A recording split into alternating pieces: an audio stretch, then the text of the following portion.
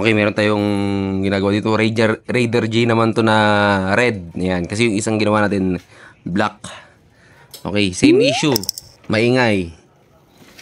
Okay, maingay. Yung isa, problema, sirang black. Tapos rocker arm. Yan. Okay, ito. Observe nyo yung tunog. Ayan o. Medyo masama yung tunog. Okay.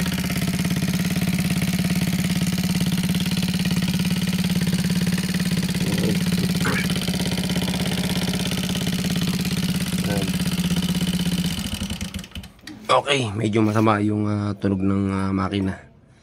Kaya gagawin natin dyan, bubuksan muna natin tong head muna. Bago tayo magbukas ng buo, doon muna tayo sa sa head muna. Kasi yung mga ganitong motor, matibay talaga to, lalo na Suzuki. Kadalasan kasi sa Suzuki, talagang matibay na matibay yung niyan, yung mga parts niyan. Okay, talagang subok na yan. Kaya ang gagawin natin dyan, ito muna ang head. Okay, itong portion ng head muna. Ang gagalawin natin, magkapal tayo rocker arm. Pag umokay, tsaka natin siya babaklasin. Okay, para sure lang na kung yun yung problema niya. Okay, narinig niyo yung tunog, talagang masama. Isa pa. Ayan o.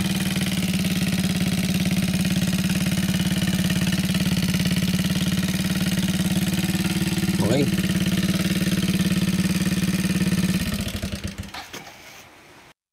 Overtime ulit.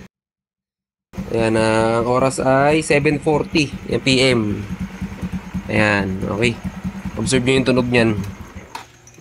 Okay, medyo marami tayong pinalitan.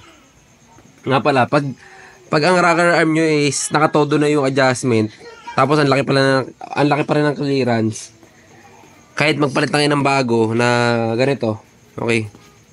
Ayan, sa mga maiingay na dyan, motor, ayan o, kita nyo yung ayan o. Okay, sira na yung bearing yan. Tapos todo adjust na kayo nito, nagpalit kayo ng bago nito, tapos todo adjust na ito. Ganon pa rin, parang gusto na matanggal ng tornilyo. Pagpalit kayo ng bagong valve, ito lumang valve to, makikita nyo yung ulo nyo, ano. Wasak na. Kasi once na nasira kasi yung rocker arm. Okay, once na nasira to, yung bearing ng rocker arm, ito, yan o. Okay, pagpasensya nyo ni maduming kamay. Ayan, yung napakalaking clearance yan. Ang gagawin kasi nyan, papaluin nyo ng papaluin to. Okay, papaluin nyo ng papaluin yan. Kaya nangyayari, nabubusalsal yung ito. Yan, nabubusalsal to. Nabubusalsal din yan. Ayan o. Tapyas na. Magpalit kayo niya, kahit sabihin nyo matino pa yung valve. Matino pa yan, magpalit na kayo. Okay, ang ginawa natin dito is, ayan, parehas dun sa itim. Same issue, yung maingay. Okay, same issue. Black, nagpalit tayo. Saan ba yung lumang black?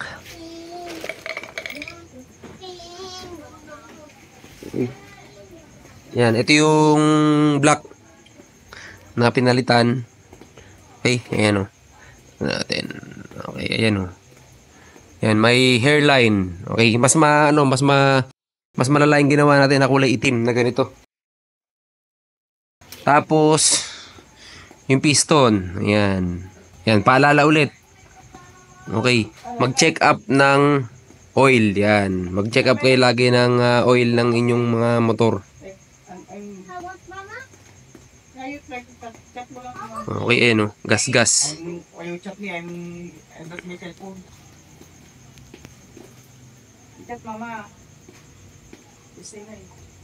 Okay, ayan yung niya. Okay na to. Yan, tas isinabay na natin yung throttle body. Nag-throttle body cleaning tayo kasi yung niya, yung minor niya wala sa ayos. Kailangan medyo pigaan nyo pa, tas namamatay yung makina. Yun yung nagiging problema. Nagkakaroon ng bara sa mismong sa adjustment niya, sa adjustment screw niya, yung mismong sa idle niya. Okay, sa hangin ng idle papuntang map sensor. Okay, nagkakaroon ng bara. I-start na natin. Yan yung i-start na natin. Pati yung tunog ng makina, observe nyo na rin. Yan, one click na siya. Okay na yan. Tapos yung tunog ng makina, yan, yan. Walang katunog-tunog yan. Talagang pinong-pino.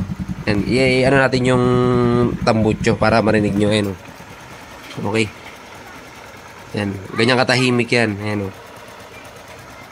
Yan, halos wala na kayo marinig. Okay. Alright, yun na. Yun na yung ano natin. Ito yung pangalawang raider na ginawa natin. Yung isa, yung black. Tapos ito naman, red. Yan. Same, naging problema. Okay, sira yung roller ng rocker arm niya. Tapos, yung black tsaka piston nang dahil sa nauubusan. Okay. Paalala ulit kung bakit nauubusan ng oil. Number 1 is merong leak. Yan, may mga leak dito sa mga gasket.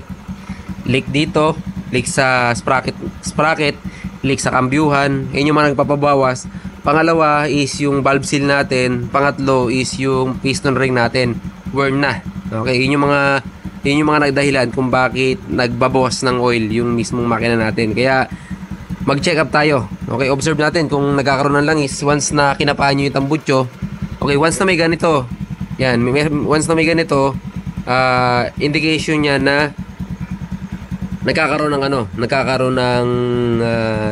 ng oil sa mismong combustion chamber natin. Ibig sabihin, eto pag ganito kalakas na usok, ganito ka naglalangis, ibig sabihin, may oil na pumapasok sa mismong combustion chamber natin. Sa ibabaw ng piston, nagkakaroon ng oil, either valve seal or piston ring. Pero ito, piston ring talaga pinanggalingan ito kasi sobrang kapal. Alright, yun lang. Ayan. Okay. Natin. Okay. Oh yeah. Ayos. Ano boss? Ayos na ayos. Swabing-swabe. Ayan o. Parang galing sa kasa. Alright. Ayan o. Si Boss Ryan o.